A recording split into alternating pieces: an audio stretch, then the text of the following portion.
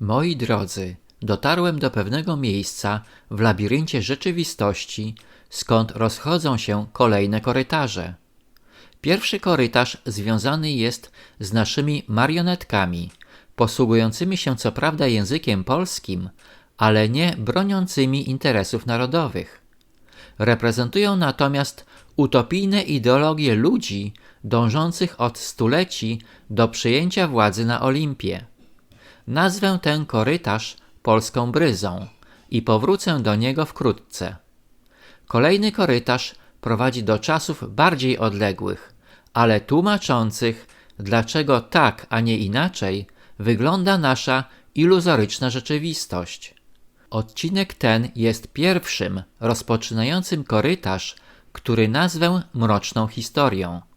Playlista Mroczna Historia będzie związana z różnymi tajnymi stowarzyszeniami, których członkowie uważali się za nadludzi i pretendowali w wersji ostatecznej do przejęcia władzy nad planetą Ziemia.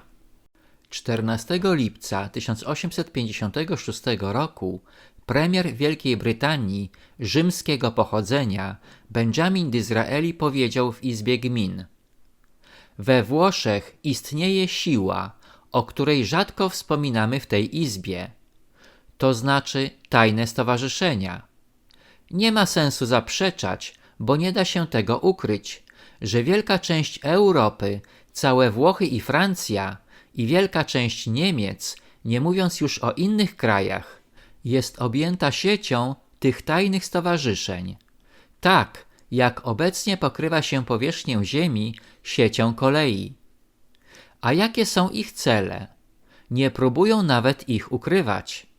Nie chcą rządu konstytucyjnego, nie chcą naprawy instytucji. Chcą zmienić prawo własności ziemi, wypędzić ich obecnych właścicieli i położyć kres instytucjom kościelnym. Niektórzy z nich mogą pójść dalej. Wschód jest kolebką tajnych stowarzyszeń i te, które odegrały ważną rolę w historii świata, pochodzą z Egiptu, Babilonii, Syrii i Persji.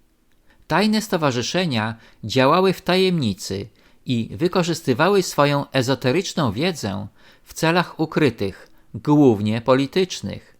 Nie wszystkie tajne stowarzyszenia były tworzone dla złych celów. Od najdawniejszych czasów istniały grupy wtajemniczonych lub mędrców utrzymujących, że posiadają wiedzę niemożliwą dla zrozumienia przez zwykłych ludzi. Wiedza ta dotyczyła między innymi początku i końca człowieka, życia duszy po śmierci oraz natury Boga lub bogów. Przywódcy jak Budda i Mahomet poszukiwali boskiej wiedzy, aby móc przekazać ją światu.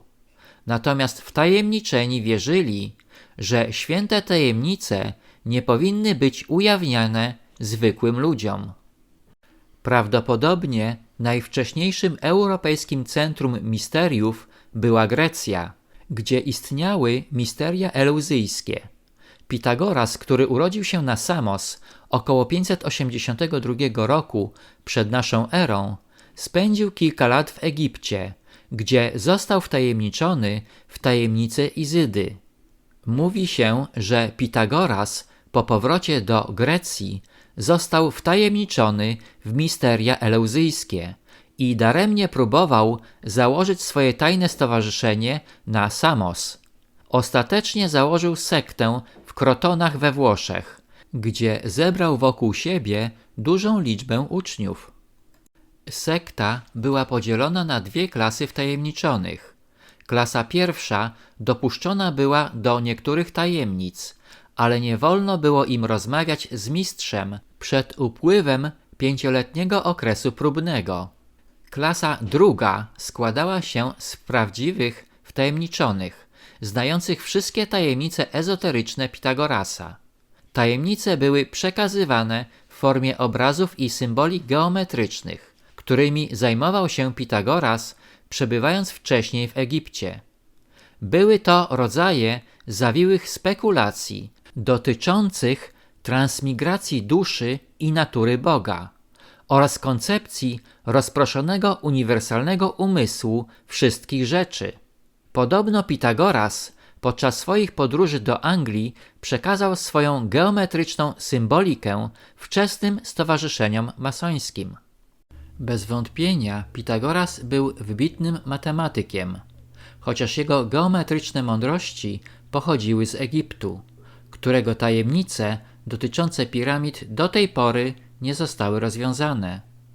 Sądzę, że właśnie tam, w Egipcie, znajduje się odpowiedź na pytanie od wieków nurtujące ludzi. Kim były i skąd pochodziły istoty reprezentujące cywilizację często przewyższającą współczesne osiągnięcia? Sam Pitagoras, zakładając swoją sektę, musiał wiedzieć, że prawda ukrywana od tysięcy lat przez elity rządzące nigdy nie została ujawniona ludowi. Chociaż trudno zarzucać Pitagorasowi dążenie do panowania nad światem, to bez wątpienia jego tajemnice były i są wykorzystywane nadal przez siły złowrogie ludzkości.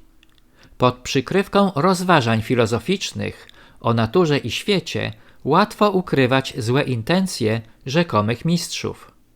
Na tym zakończę odcinek pierwszy playlisty Mroczna Historia, w którym opowiedziałem o pitagorejskiej sekcie Skroton.